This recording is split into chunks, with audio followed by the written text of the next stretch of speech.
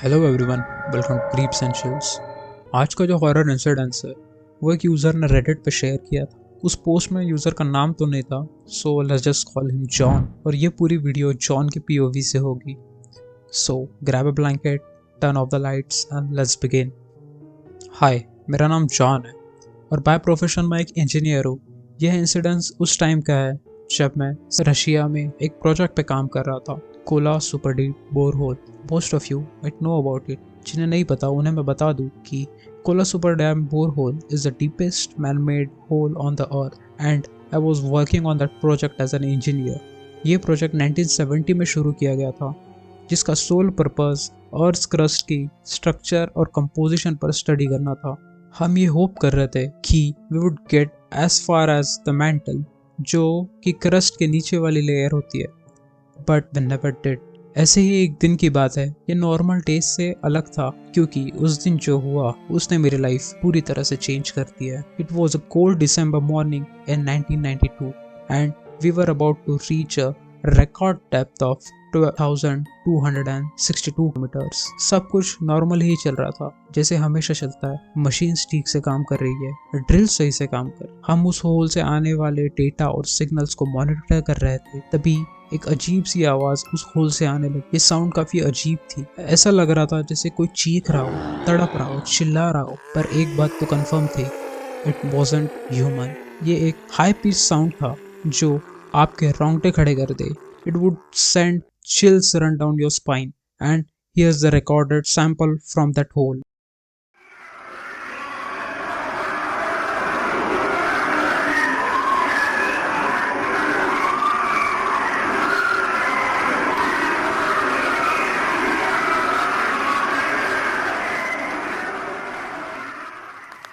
ऐसा लग रहा था जैसे वहां नीचे कोई तड़प रहा है, किसी को बहुत दर्द हो रहा है और वो नहीं चाहता कि हम ये हमारा प्रोजेक्ट कंटिन्यू रखे। हमारी मशीन्स ने काम करना बंद कर दिया था, ड्रिल्स ने काम करना बंद कर दिया था। It stopped spinning and started making a warning noise. ऐसा लग रहा था कि मानो वो ड्रिल किसी ऐसी चीज से टकराई हो जो इनपेनिट्रेबल हो।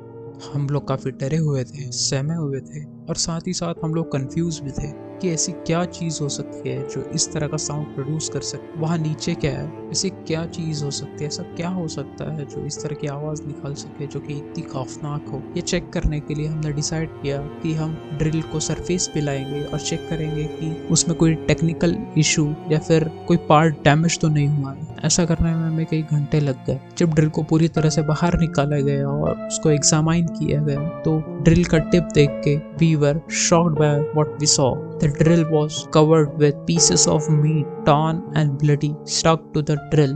ऐसा लग रहा था जैसे वो ड्रिल किसी जिंदा चीज को चीर करके निकल गई हो, कुछ बड़ा, बहुत भयानक।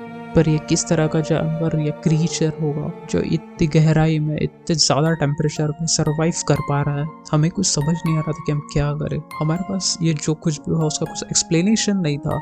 हमें ये भी समझ नहीं आ रहा था कि हमें इस प्रोजेक्ट को कंटिन्यू करना चाहिए या हमें इसको छोड़ देना चाहिए, इसे बंद कर देना चाहिए। हम पूरी तरह से कंफ्यूज थे। हमें ये भी नहीं पता था कि हमने अभी जो कुछ भी फील किया, जो कुछ भी देखा सुना, उसे हमें रिपोर्ट करना चाहिए या इसे छुपा देना चाहिए। हमें ज़्यादा समय नहीं लगा डिसीजन लेने में। Decision was already clear. सब लोग काफ़ी डर चुके थे, तो हमने ये डिसीजन लिया कि हम उस वेल को एक हैवी मेटल से सील कर देंगे। और ऑफिशियल्स ने ये रिपोर्ट दी कि इस प्रोजेक्ट को फंड्स ना होने के कारण बंद कर दिया गया है। पर सच्चाई बस हमें कुछ लोगों को पता थी कि it was not because of lack of funds, it was out of fear of what was beneath of feet that day. They were afraid of what was down there, afraid of what we had awakened, afraid of what might come out of the hole. मैं आज तक ये समझ नहीं पाया हूँ कि उस दिन क्या हुआ। मैं आज तक नहीं समझ पाया कि उस दिन नीचे से जो चीखें आई थी वो किसकी थी।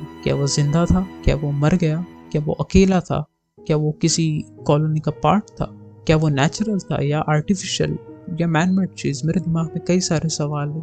कुछ समय बाद मैंने कंट्री चेंज कर दी। मैं भूलने की कोशिश कर रहा हूँ जो भी मेरे साथ हुआ। मैं चाहता हूँ कि मैं वो भूल जाऊँ, पर आज तक मुझे वो चीखें सुनाई दे रही है। मुझे नाइटमेयर्स आता है, वो आज भी मेरे दिमाग में गूंजती है। कभी कभी मैं सोचता हूँ क्या था वो, क्या वो अब भी वहीं पे है? क्या वो अभी भी जिंदा है? क्या वो हमसे गुस्सा है? But despite all that fear I felt at that time, now it's back in full force. मुझे हाल ही में पता चला जापान में इसकी टाइप का एक प्रोजेक्ट लॉन्च किया गया है। मैं कभी कभी सोचता हूँ पता नहीं उन्हें क्या मिलेगा, क्या वो हमारी तरह होगा या हमसे ज्यादा टेरेबल होगा, या फिर उनका प्रोजेक्ट एक सक्सेसफुल प्रोजेक्ट होगा। पर जो भी है, I hope they know what they are doing, cause I'm afraid that knowing the unknown can lead us down a path of no return।